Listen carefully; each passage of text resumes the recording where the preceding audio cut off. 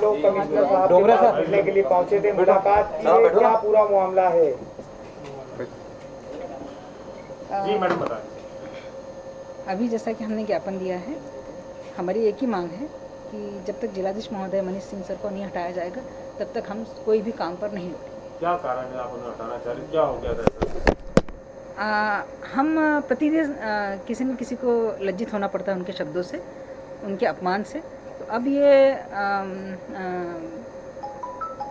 ये अब और हमसे नहीं सहा जाएगा और हम इस तरह से अब उनके विरोध में खड़े हो गए हैं और अब उनको हम और किस तरीके की परिस्थितियां बन रही हैं? आप लोग भी 24 आवर काम कर रहे हैं, प्रशासनिक अधिकारी भी काम कर रहे हैं, जनता को इसमें जरूरत है डॉक्टर्स की। ऐसी क्या परिस्थितियां बनी पिछले 1 साल में जिसके चलते ये कदम उठाना पड़ रहा है इतने डॉक्टर्स? वो तो आप लोग डेली अखबारों में देख ही रहे थे कि हमारे साथ में क्या बर्ताव हो रहा है। तो अब हम दे चुके हैं। तो हंसा नहीं सर, आप मीटिंग्स में होता क्या था? जी सर आप ही बता दीजिए। जैसा कि आप सभी लोगों को विदित है, लगभग पिछले 14 महीने से स्वास्थ्य विभाग, नगर निगम, पुलिस विभाग और हमारे जो इतने पैरामेडिकल्स हैं सभी जी जान से लगे हुए हैं। और ये भूल के भी कि महिलाओं को 5 बजे बाद मीटिंगों में ना बुलाया जाए, 10-10 बजे तक महिलाओं ने मीटिंगें अटेंड करी है, चाहे वो हमारी आशा कार्यकर्ता ही क्यों ना हो। लेकिन इन सब के बावजूद लगातार आप लोगों के द्वारा अखबारों के माध्यम से भी आपको विदित हुआ होगा कि कहीं ना कहीं ऐसे असंसदीय शब्दों का प्रयोग किया जाता है जो बताना मुश्किल है। और इस वैश्विक महामारी में अपने शहर को बचाने के लिए सभी लोगों ने अपना अपमान का घूंट पीते हुए काम करते रहे। वर्तमान परिस्थितियों में चीज़ असहनीय इसलिए हो गई है कि विभाग की एक प्रथम श्रेणी महिला अधिकारी, मुझे बोलना नहीं चाहिए लेकिन अब चूंकि इस स्तर तक बातें आ गई हैं, हम ये भी बोल सकते हैं कि वो अनुसूचित जनजाति से संबंध रखती है, हम ये भी बोल सकते हैं कि वो महिला हैं और उनके सम्मान की पूरी रक्षा की जानी चाहिए। यदि वो कोई अधिकारी काम नहीं करता तो 2 महीने पहले आपके साथ वो काम कर रहा था, तब बहुत अच्छा था। अचानक से पिछले 1-1.5 महीने में क्या हो गया कि उनके लिए आपके पास ऐसे शब्द हैं जो वो स्वयं बयान नहीं कर पा रही है। जाति सूचक शब्द बोले थे, ये क्या था? देखिए उस बैठक में मैं मौजूद नहीं था, वो मैडम बताएंगे।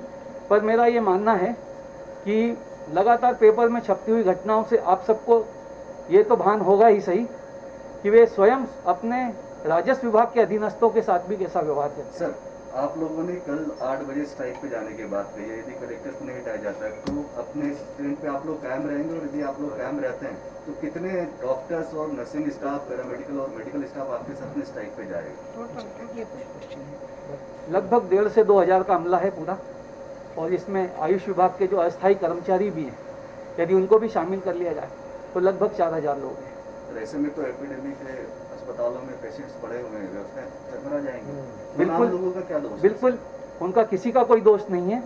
सवाल ये भी है कि हम सरकार से की गई घोषणाओं के बारे में बात नहीं कर रहे हैं, हम छोटी सी बात कर रहे हैं हमारे सम्मान की।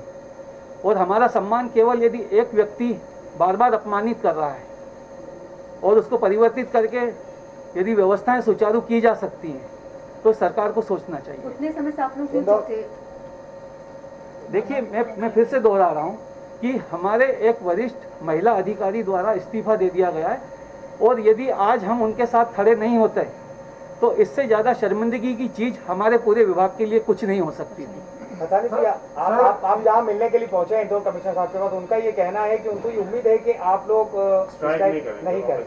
देखिए, मैं स्ट्राइक शब्द का इस्तेमाल नहीं करना चाहूँगा, हम कोई स्ट्राइक नहीं कर रहे हैं, हम लोग काम बंद कर रहे हैं। और जिस तरह से हमारे एक अधिकारी ने इस्तीफा दिया है, हम लोग सभी इस्तीफा देंगे, तो उसमें कोई स्ट्राइक नहीं है। और सरकार के पास पूरा ऑप्शन खुला हुआ है कि सरकार नई भर्तियां कहा जा सकता है कि आप लोग काम बंद करके इंदौर कलेक्टर को अपने पद से हटाने की मांग कर रहे हैं। बिल्कुल ये नहीं कहा जा सकता। हम किसी व्यक्ति की बात नहीं कर रहे हैं, हम व्यक्ति की बात नहीं कर रहे हैं, हम बात कर रहे हैं व्यवस्थाओं की।